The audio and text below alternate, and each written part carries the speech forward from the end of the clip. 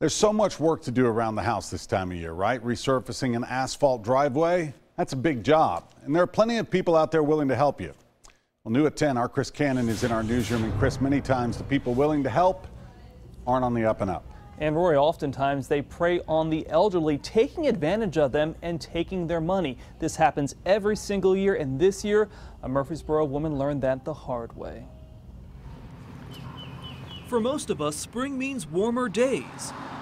But for scam artists, it's the time of year to start going door to door. Anytime you have someone that's knocking on your door, doing a cold call, an unsolicited bid to resurface your driveway, is something to watch out for.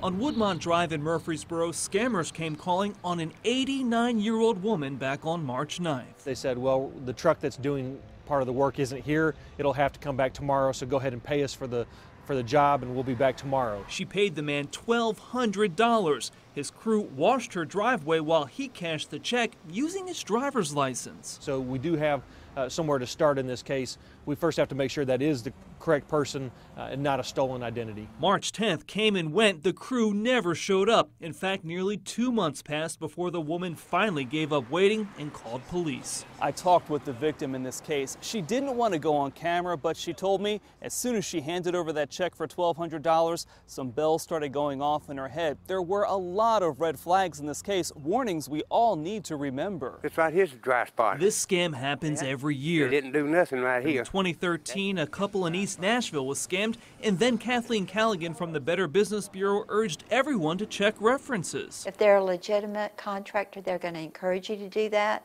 These fly-by-night guys, they don't want you to do that. When contractors come knocking, get it in writing, have a contract. It's buyer beware, because it could be a scammer at your door.